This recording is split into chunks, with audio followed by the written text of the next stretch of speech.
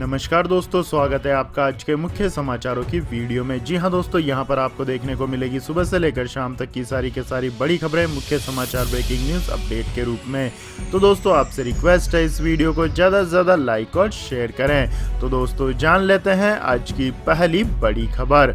पश्चिम बंगाल समेत 4 राज्यों में चुनाव का ऐलान, इन तारीखों को पड़ेंगे वोट।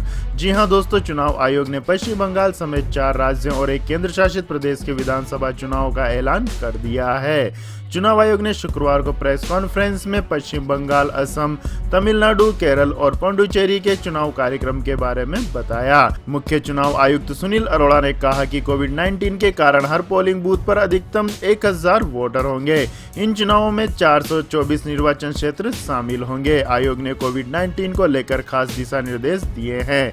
राज्य इनमें अपने हिसाब से बदलाव कर सकते हैं। रोड शो कुछ पाबंदियों के साथ ही होंगे। आपकी जानकारी के लिए बता दें दोस्तों, 4 असेंबली इलेक्शन में 824 सीटों पर वोट पड़ेंगे। इस चुनाव में 18.68 करोड़ वोटर्स मतदान करेंगे। पश्चिम बंगाल में 294, तमिलनाडु में 234, केरल में 140, असम में 126 और पुडुचेरी में 33 सीटों पर चुनाव होंगे। इसके बाद दोस्तों जान लेते हैं अगली बड़ी खबर। केजरीवाल के सूरत रोड शो में उमड़ा जनसैलाब, बोले 2022 में आएगी गजब क्रांति। जी हां दोस्तों, आम आदमी पार्टी के राष्ट्रीय संयोजक अरविंद केजरीवाल ने सूरत नगर निगम में 27 सीटें जीतने पर रोड शो कर वहां की जनता से मुलाकात की और उनका आभार व्यक्त किया। कड़े सुरक्षा प्रबंधों के बीच आयोजित रोड शो में जनता का हुजूम उमड़ पड़ा। आपकी जानकारी के लिए बता दें दोस्तों, आप गुजरात का कहना है कि सूरत की जनता ने गुजरात को नई दिशा देने का काम किया है।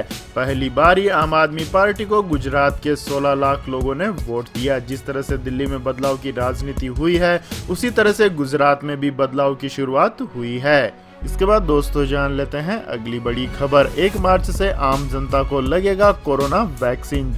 जी हां दोस्तों, मार्च की शुरुआत से कोरोना वैक्सीनेशन अभियान का दूसरा चरण शुरू होने जा रहा है। इसके तहत अब 60 साल की उम्र के लोगों को वैक्सीन की डोज दी जाएगी। इसके अलावा 35 साल की उम्र वाले उन लोगों को वैक्सीन दिया जाएगा जिन्हें पहले से कोई बीमारी है।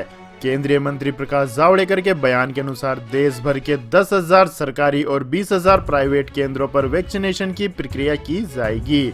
लोग अपने नजदीकी केंद्र पर जाकर वैक्सीन की डोज ले सकते हैं। बयान के अनुसार सरकारी केंद्रों पर लोगों को मुफ्त में वैक्सीन की डोज दी जाएगी, जबकि प्राइवेट केंद्रों पर वैक्सीन लगवाने के लिए कीमत चुकानी होगी।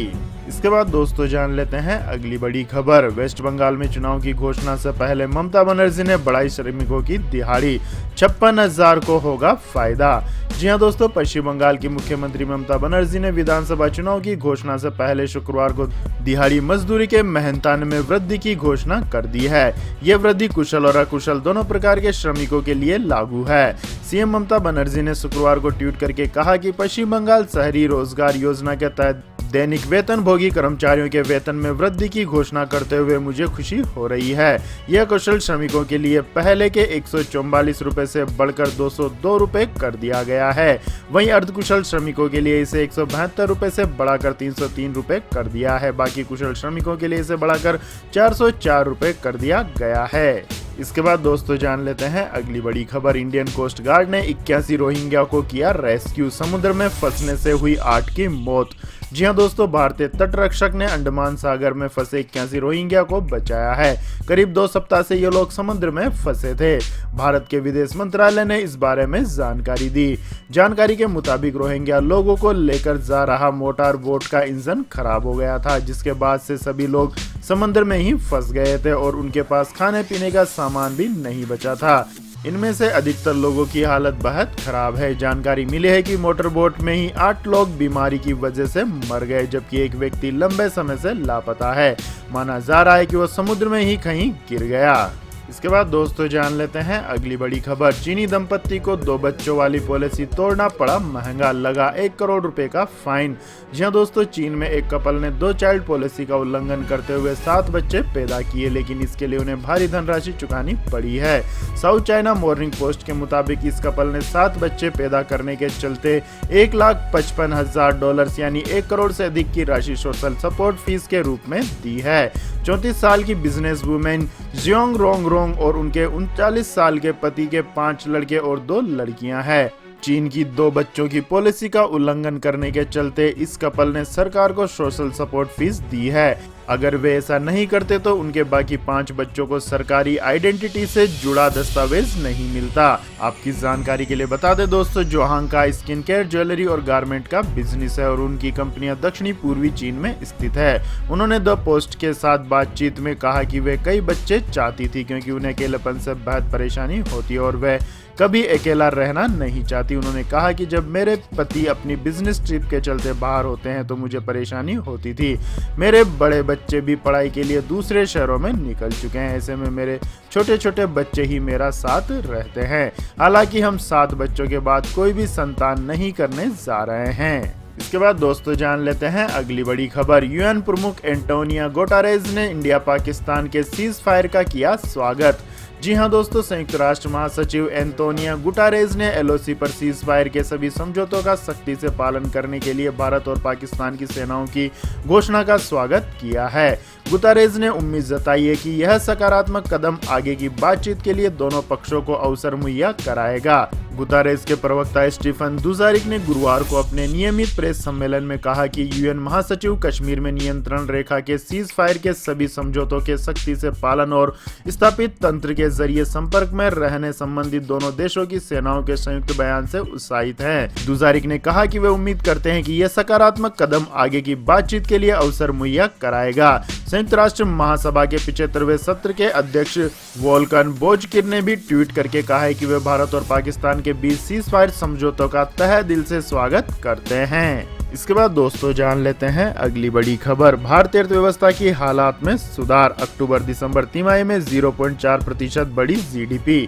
जी हां दोस्तों, देश की अर्थव्यवस्था वृद्धि के रास्ते पर आ गई है। भारत की कृषि, सेवा और निर्माण क्षेत्रों के बेहतर प्रदर्शन के कारण चालू वित्त वर्ष की तीसरी तिमाही यानी कि अक्टूबर-दिसंबर में घरेलू सकल उत्पाद में 0.4% की वृद्धि हुई है। इससे पहले कोरोना वायरस महामारी और उसकी रोकथाम के लिए लगाए गए लॉकडाउन के बीच लगातार 2 तिमाही में अर्थव्यवस्था में गिरावट दर्ज की गई थी। व्यापार और होटल उद्योग में चालू वित्त वर्ष की तीसरी तिमाही में 7.7% की गिरावट आई है। इसके बाद दोस्तों रुक करते हैं अगली खबर का। फिलहाल बैन रहेंगी इंटरनेशनल फ्लाइटें, सरकार ने 31 मार्च तक बढ़ाई रोक। जी हां दोस्तों, केंद्र सरकार ने कहा है कि इंटरनेशनल फ्लाइट्स पर लगा बैन 31 मार्च तक जारी रहेगा। Director general of civil aviation यानी डीजीसीए ने शुक्रवार को एक सर्कुलर में यह जानकारी दी। इससे पहले इंटरनेशनल फ्लाइट्स पर बैन की अवधि को बढ़ाकर 28 फरवरी 2021 किया गया था। डीजीसीए के बयान में कहा गया है कि हालांकि इंटरनेशनल शेड्यूल फ्लाइट्स को सक्षम प्राधिकारी द्वारा चुनिंदा मार्गों पर केस टू केस आधार पर अनुमति दी जा सकती है। हालांकि डीजीसीए ने कहा है कि यह ban international all cargo operation और विशेष अनुमति वाली उड़ानों पर लागू नहीं होगा। आपकी जानकारी के लिए बता दें दोस्तों, कोरोना वायरस महामारी के कारण 23 मार्च से नियमित अंतर्राष्ट्रीय यात्री विमान सेवा स्थगित है। हालांकि वंदे भारत अभियान और एयर बबल सिस्टम के तहत मई से कुछ निश्चित देशों के लिए विशेष अंतर्राष्ट्रीय उड़ानों के संचालन की इजाजत मिली है।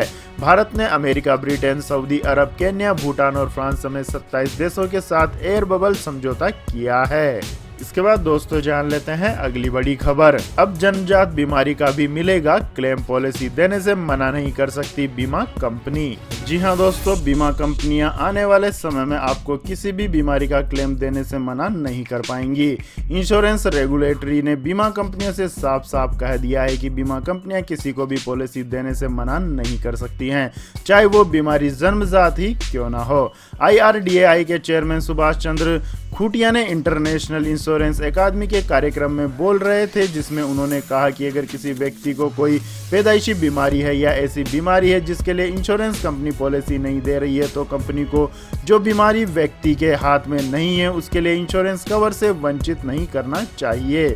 IRDAI ने कहा है कि मामले में बीमा कंपनियों को ध्यान देने की जरूरत है। ज्यादा डेटा एनालिसिस कर पॉलिसी होल्डर को इंश्योरेंस से दूर रखना गलत है। इसके बाद दोस्तों जान लेते हैं अगली बड़ी खबर। लेकिन दोस्तों अगली खबर जानने से पहले आप लोगों से गुजारिश है कि इस वीडियो में दिखाई गई खबरें अगर आपको पसंद आई हो तो इस वीडियो को लाइक करें, शेयर करें और हमारे चैनल को सब्सक्राइब करें। तो दोस्तों जान लेते हैं अगली बड़ी खबर। आर्ट, म्यूजिक और फिजिकल टीचर के 1598 पदों पर निकाली बम्पर भर्ती।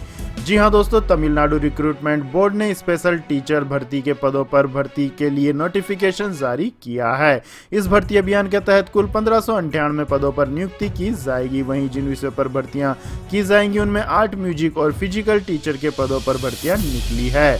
बोर्ड की ओर से जारी नोटिफिकेशन के अनुसार TNTRB स्पेशल टीचर भर्ती 2021 भर्ती 2021 के लिए ऑनलाइन रजिस्ट्रेशन की प्रक्रिया 31 मार्च 2021 से शुरू होगी। ऐसे में इच्छुक और योग्य उम्मीदवार 25 अप्रैल 2021 तक ऑनलाइन आवेदन कर सकते हैं। इसके अनुसार कुल 1598 पदों पर नियुक्तियां की जाएंगी। ऐसे में जो भी उम्मीदवार इस पोस्ट के लिए ऑनलाइन आवेदन करता है तो वे आधिकारिक पोर्टल trb.tn.nic.in पर जाकर अप्लाई कर सकते हैं। इसके बाद दोस्तों जान लेते हैं अगली बड़ी खबर। भारतीय शेयर बाजार हुआ क्रैश, सेंसेक्स 1939 अंक टूटा, वहीं निफ्टी 14,550 के नीचे हुई बंद। जी हां दोस्तों, भारतीय शेयर बाजार भारी गिरावट के साथ बंद हुआ। सेंसेक्स करीब 2000 अंक टूटा है। निफ्टी में भी 550 अंकों से ज्यादा की गिरावट रही है। शेयर बाजार में यह साल 2021 की सबसे बड़ी गिरावट है। इससे पहले 22 फरवरी को सेंसेक्स 50,000 के नीचे बंद हुआ था। मई 2020 के बाद ये एक दिन में सेंसेक्स की सबसे बड़ी गिरावट है। इसके बाद दोस्तों जान लेते हैं आज के मौसम अपडेट्स। तो दोस्तों दिल्ली NCR में दिन के समय तेज धूप निकलने से लोगों को ठंड से राहत मिली हुई है। तेज धूप के चलते लोगों को अभी से फरवरी माह में गर्मी का एहसास होने लगा है। दिल्ली का अधिकतम तापमान 33 डिग्री सेल्सियस के पार दर्ज किया गया है। मौसम वैज्ञानिकों के मुताबिक सुबह में हल्के कोहरे का अनुमान जताया गया है। वहीं दूसरी ओर देश के दूसरे हिस्सों में बारिश के आसार बने हुए हैं। भारतीय मौसम विभाग के अनुसार शुक्रवार को उत्तरी पाकिस्तान में एक पश्चिमी विक्षोभ सक्रिय हो गया है। इसके चलते भारत के कई राज्यों में आने वाले कुछ दिनों में मौसम में बदलाव देखने को मिलेगा।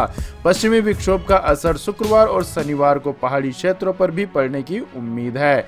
मौसम की इन विषम परिस्थितियों के कारण भारतीय मौसम विज्ञान विभाग ने शुक्रवार के लिए जम्मू कश्मीर, हिमाचल प्रदेश और उत्तराखंड के कई हिस्सों के लिए अलर्ट जारी किया है। जम्मू कश्मीर और लद्दाख में गरज के साथ बारिश और बर्फबारी हो सकती है। इसके अलावा हिमाचल प्रदेश और उत्तराखंड के कुछ हिस्सों में अगले 2 दिन गरज के साथ बारिश और बर्फबारी पड़ने के आसार है। इसके बाद दोस्तों जान लेते हैं अगली बड़ी खबर। लगातार तीसरे दिन पेट्रोल डीजल में शांति, दिल्ली में डीजल नए रिकॉर्ड की ओर। जी हां दोस्तों, भले ही बीते 3 दिनों से डीजल पेट्रोल के दाम चुप्पी साधे हुए हैं, लेकिन आम आदमी की जेब पर यहां से नहीं तो वहां से कट रही है। फरवरी में LPG सिलेंडर के दाम 100 रुपए तक बढ़ गए हैं। इस महीने में ये तीसरी बढ़ोतरी है। पेट्रोल डीजल की कीमतें मंगलवार को बढ़ी थी, तब से अब तक इसमें शांति बनी हुई है। दुनिया में कच्चे तेल की कीमतें जिस तरह से बढ़ रही हैं, ऐसे में एक बात की आशंका हमेशा रहेगी कि कीमतों का घटना मुश्किल है, क्योंकि ग्लोबल क्रूड की कीमतें $66 प्रति बैरल को पार कर चुकी है। इसके बाद दोस्तों जान लेते हैं गोल्ड सिल्वर प्राइस टुडे। जी हां दोस्तों, शुक्रवार को सोने और चांदी दोनों की कीमतों में गिरावट दर्ज की गई। सोना 342 रुपए सस्ता होकर 45,599 रुपए प्रति 10 ग्राम हो गया, जबकि चांदी 2007 रुपए कम होकर 67,419 रुपए प्रति किलोग्राम पर आ गई। गुरुवार को सोना 45,941 रुपए प्रति 10 ग्राम पर बंद हुआ था। चांदी जो आज 2007 रुपए सस्ती होकर 67,419 रुपए प्रति किलोग्राम हो गई है। यह पिछले कारोबार में 69,426 रुपए प्रति किलोग्राम थी। HDFC सिक्योरिटीज के अनुसार अंतर्राष्ट्रीय बाजार में बिक्री के कारण आज सोने और चांदी दोनों ही सस्ते हुए हैं। इसके बाद दोस्तों जान लेते हैं अगली बड़ी खबर। संयुक्त राष्ट्र की सख्त टिप्पणी, कहा उइगर मुस्लिमों के खिलाफ व्यवहार की कराई जाए स्वतंत्र जांच। जी हां दोस्तों, राष्ट्रीय सुरक्षा और कोरोना प्रोटोकॉल के नाम पर चीन बुनियादी नागरिक अधिकारों और राजनीतिक स्वतंत्रता को रोकने का काम कर रही है। संयुक्त राष्ट्र की मानवाधिकार उच्चायुक्त मिशेल बसलेट ने शुक्रवार को यह टिप्पणी की। उन्होंने सिंजियांग प्रांत में उइगर मुसलमानों के साथ किए जा रहे दुर्व्यवहार की स्वतंत्र जांच कराए जाने के आह्वान किया है। उधर नीदरलैंड की संसद ने एक ऐसा प्रस्ताव पारित किया है जिसमें उइगर के खिलाफ चीन के व्यवहार को नरसंहार करार दिया गया। नीदरलैंड यूरोप का पहला ऐसा देश है जिसने इस तरह का कदम उठाया है। इसके बाद दोस्तों जान लेते हैं अगली बड़ी खबर। किरिन 990 प्रोसेसर और 50 मेगापिक्सल कैमरे के साथ लॉन्च हुआ हुवेई P44Z। जी हां दोस्तों, हुवावेई ने चीन में अपना नया smartphone Huawei P40 4G launch कर दिया है। इस स्मार्टफोन का डिजाइन शानदार है और यह 2 कलर ऑप्शन में उपलब्ध है। Huawei P40 में 50 मेगापिक्सल का कैमरा दिया गया है। इसके अलावा यूजर्स को फोन में HD डिस्प्ले और Kirin 990 प्रोसेसर मिलेगा। Huawei P40 स्मार्टफोन में 6.1 इंच का HD डिस्प्ले मिलेगा, जिसका रेजोल्यूशन 2340x1080 पिक्सल है। इसका एस्पेक्ट रेशो 19.5:9 और रिफ्रेश रेट 60 हर्ट्ज है। इस स्मार्टफोन में बेहतर परफॉर्मेंस के लिए Kirin 990 प्रोसेसर, 8GB रैम और 128GB की इंटरनल स्टोरेज दी गई है। इसके अलावा यूजर्स को Huawei P40 में 3800 mAh की बैटरी मिल सकती है, जो 22.5 वाट Huawei super charge fast charging support करेगी। तो यह थी दोस्तों आज की सभी महत्वपूर्ण बड़ी खबरें। और दोस्तों बारी आती है आज के माइंड क्विज क्वेश्चन की, जिसका जवाब देकर आप बन सकते हैं एक शानदार उपहार के विजेता। तो दोस्तों आज का सवाल है, ICC टेस्ट रैंकिंग में नंबर 1 खिलाड़ी कौन है? जी हाँ दोस्तों, अगर आपको इस सवाल का जवाब आता है तो तुरंत कमेंट सेक्शन में लिख दीजिए। इस वीडियो को लाइक कीजिए, शेयर कीजिए और हमारे चैनल को सब्सक्राइब करके बेल आइकन का बटन भी दबा लें। धन्यवाद। जय हिंद, जय भारत, वंदे मातरम।